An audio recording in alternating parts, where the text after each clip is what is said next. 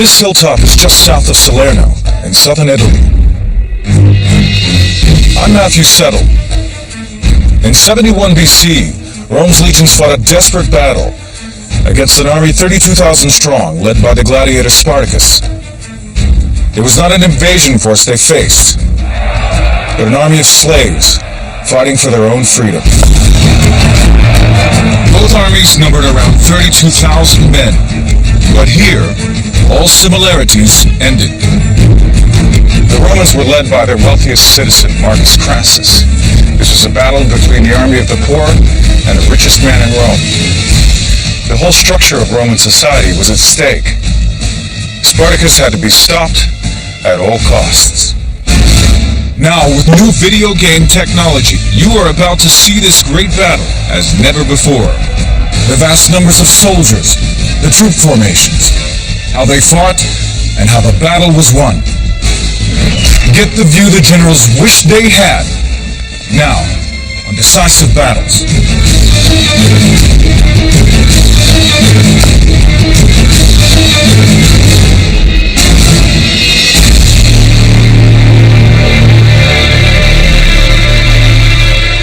In 73 BC, 1 out of every 3 people living here in Italy was a slave. That's 2 million slaves serving the needs of 4 million Romans. A slave under Roman law was considered property. Their life and death depended on their master. They could not testify in court unless they had been tortured. When a master is killed by a slave in the household, all the slaves in the household, innocent or guilty, are to be executed. If you were unfortunate enough to be a strong, fit slave, you could be forced to fight as a gladiator in the arena. Gladiatorial contests where slaves fought to the death were as popular then as football championships are today. One of the finest gladiator trainers was Lentulus Spartacus. His gladiators trained here at Capua. They were the pride of the Rome arena, major league killers. One of them was Spartacus. Spartacus is the Roman form of a Thracian name. Thrace is roughly modern Bulgaria, and it's a name that was used by some kings up there, so it's not impossible that Spartacus himself was a man of royal background. He started out as a soldier in the legions, but he deserted, only to be captured along with his wife and sold into slavery. The Roman historian Plutarch tells how his wife had a reputation as a prophetess.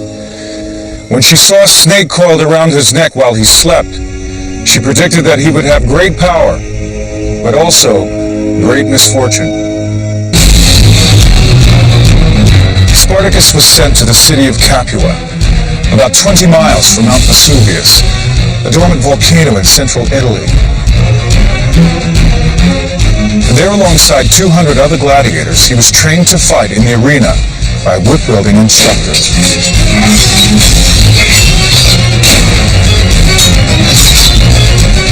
These were the gladiators' quarters beneath the amphitheater. They waited here before being taken out for battle in the arena. The one thing gladiators could be sure of was that they would die sooner or later. They were doomed as soon as they entered the school.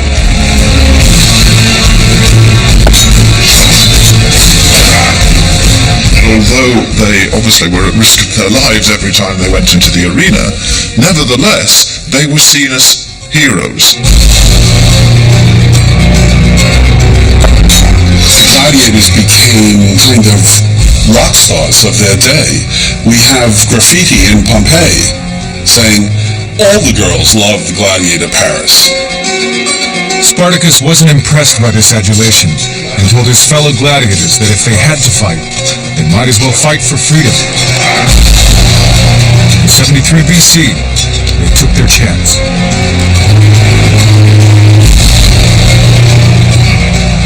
He He led 200 gladiators as they attempted to break out of the school, armed with weapons they had stolen from the kitchen, chopping knives and spits. 70 of them made it. They raced through the town and stole a consignment of gladiator weapons, which were being transported to other cities. Local soldiers were sent to recapture the escaped slaves, but they stood no chance against the highly trained gladiators. They were quickly killed and routed.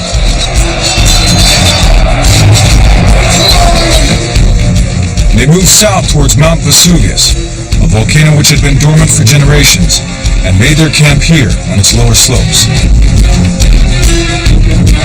Along the way they plundered plantations and liberated slaves. Many gladly joined the rebel gladiators.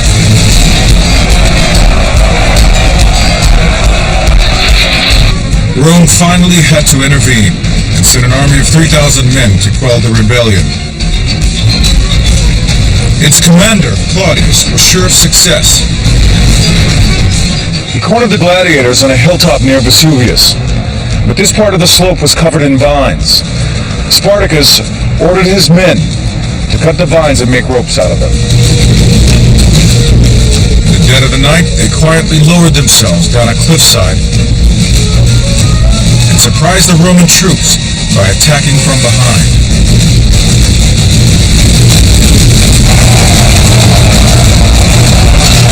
The gladiators took no prisoners. Their fighting skills, honed by weeks of training, made short work of the Roman soldiers who panicked and fled. Spartacus looted the Roman camp, making off with more weapons with which he could arm more slaves. How the slaves arm themselves? They beat forces that are sent against them and take their weapons, attract more followers, and so it becomes like a snowball rolling downhill. Runaway slaves was a continual problem. They were tattooed. They wore little collars that said, "I am so-and-so slave," in case they were caught.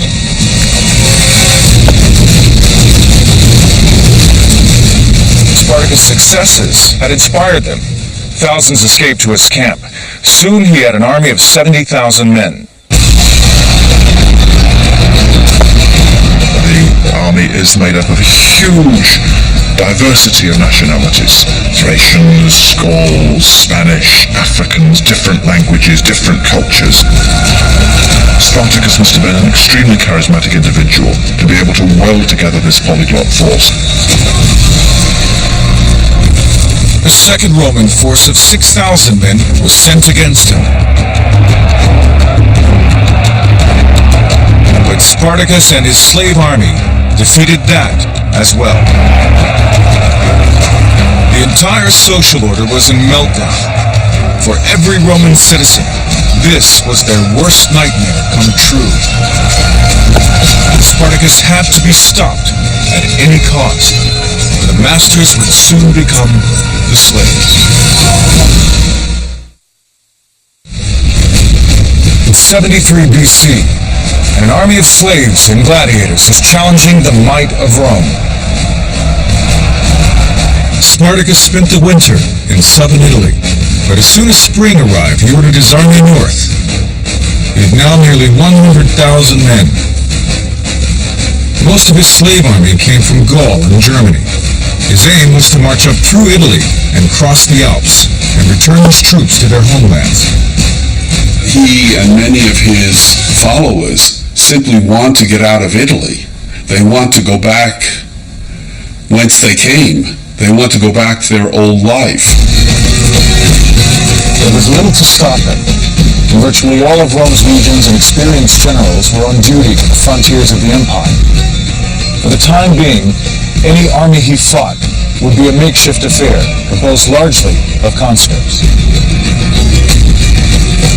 The Romans, of course, had most nightmares about an enemy in Italy itself. They were thinking back, I'm sure, many generations to Hannibal and how he had been able to rampage through Italy unchecked.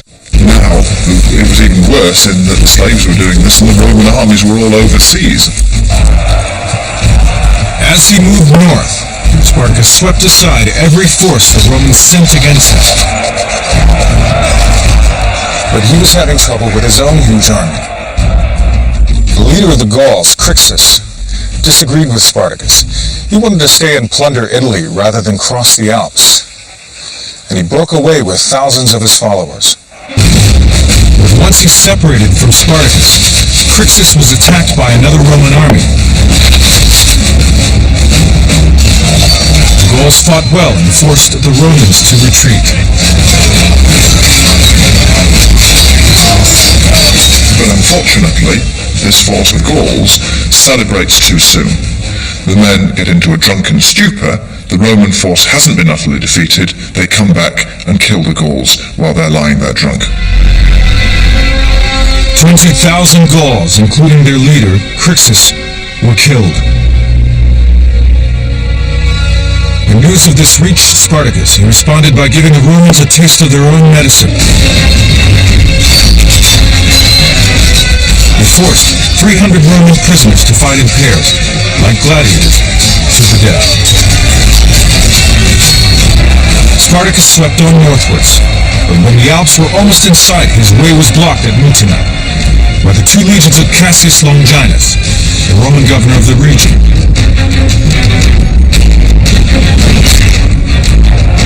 But the 10,000 legionaries were heavily outnumbered and crushed by the slave army. I think it's quite easy to see, in hindsight, that the Romans grossly underestimated Spartacus and his forces.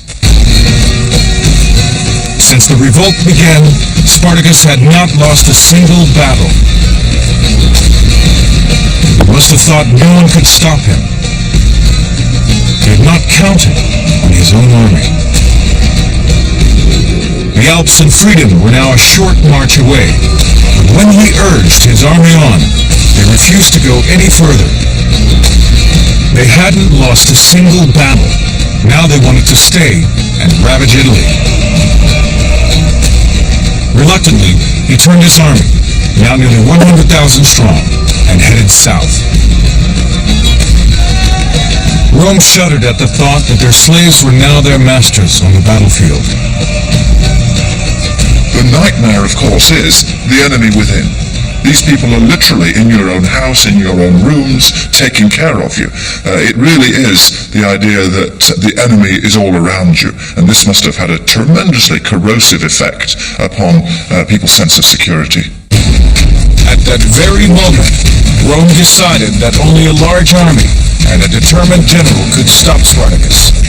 6 new legions were added to the 4 already in Italy. 50,000 men. Marcus Crassus was given command. Ruthlessly ambitious and fabulously wealthy, he saw the defeat of Spartacus as the way to political power. Now was the time to make his mark. Crassus surrounded himself with his friends, his allies politically. He wanted people to know how successful he was going to be. And he was determined to be very successful. Crassus shadowed the slave army as it moved south. He planned to keep Spartacus moving south and then hem him in, down in the heel of Italy. Spartacus is wandering up and down Italy, north of Rome, south of Rome. Quite extraordinary, the geographical range, the freedom. So Crassus got to pin the guy down. He instructed his commanders to avoid battle, but one of them, Mummius, could not resist a chance for glory. He sent his 2 legions against Spartacus, just south of Naples. Once again, the slaves and gladiators inflicted heavy casualties. They sent the Romans off in humiliating defeat. Crassus was furious. The defeated soldiers suffered a terrible punishment, decimation. Crassus chose a cohort of soldiers who had fought badly and made an example of them. 480 men. They were lined up, and every 10th soldier was stabbed or beaten to death by his own comrades.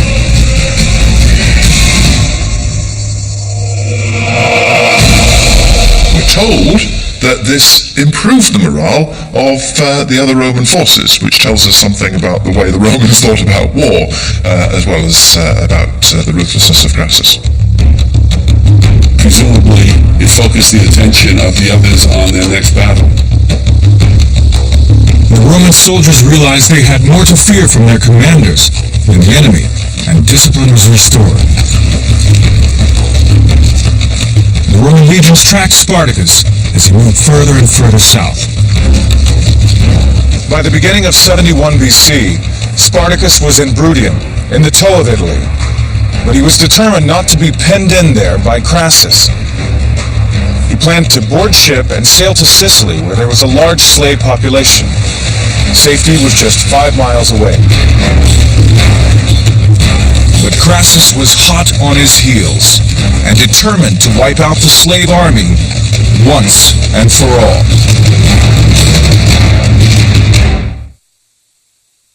71 BC. The Roman general Crassus has Spartacus and his slave army cornered in the heel of Italy. The only ships available to Spartacus were owned by pirates from Cilicia in southern Turkey. They had promised to take him and his army to Sicily. Somewhere around here, he waited and waited, but they never came. Betrayed by the pirates, some of the men tried building rafts, but they were useless against the strong currents. Sicily is just right over there, 5 miles across the straits, but to Spartacus, it must have seemed a world away.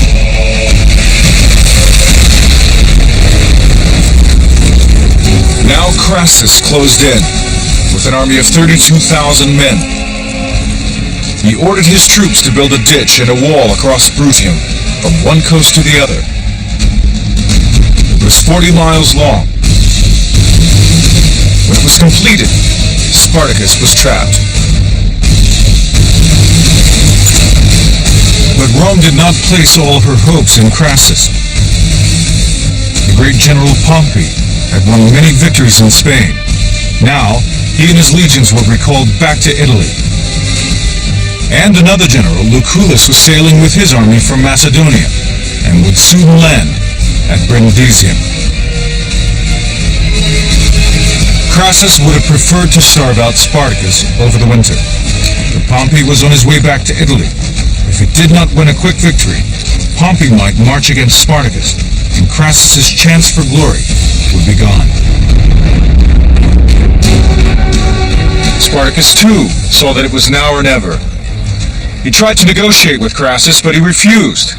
In defiance, Spartacus had a captured legionary crucified in full view of the Roman camp. The slave army that had never been defeated now had its back against the wall. Spartacus had to break out. He led his troops in several ferocious attacks on the Roman lines. At last he managed to break through, but with only 1/3 of his men.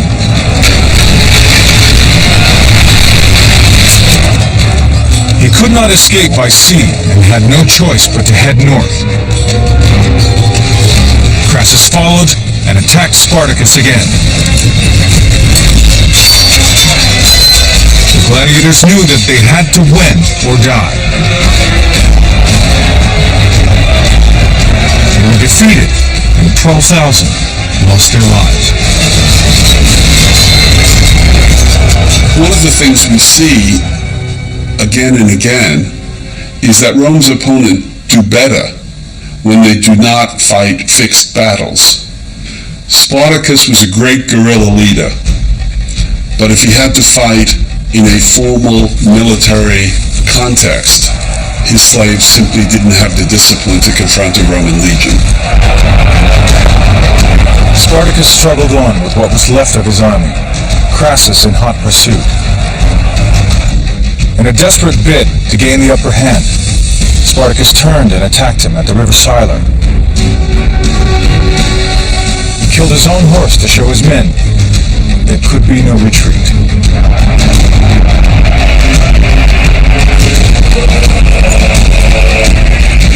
The fighting was heavy, but the outcome was never in doubt. Spartacus made straight for Crassus and killed 2 of his centurions before he was cut down himself. The slave army no longer had the numbers to overwhelm the discipline of the legions. The remaining 35,000 rebels were defeated. The body of Spartacus was never found. Around 5,000 slaves escaped, but they ran straight into Pompey's army, which had just arrived from Spain. They were all killed and captured. Pompey was one of these men who could sniff out a bit of glory from a long distance. And although he really didn't take part in the decisive battle, he did capture about 5,000 of the runaway slaves and put them to death, and he got to Rome and took credit for the whole victory. Crassus was furious. What Pompey did was to attempt to steal the glory from Crassus by making up that but for him, the Spartacus rebellion would have continued. For this and his victories in Spain, Pompey was given a full triumphal procession. But Crassus was only given an ovation, a lesser honor, for his victory had merely been over slaves. But he made sure Rome would remember him. He had captured 6,000 slaves and gladiators alive. Now he used them to underline his victory. This is the Via Appia, the main road into Rome. Crassus had all 6,000 men crucified and their crosses placed at 40-yard intervals along the roadside. The bodies were never taken down. For years afterwards, all travelers along this road could see the revenge of Rome. But nothing could destroy the memory of Spartacus, the gladiator who led slaves against their masters and became a symbol for resistance that still endures today.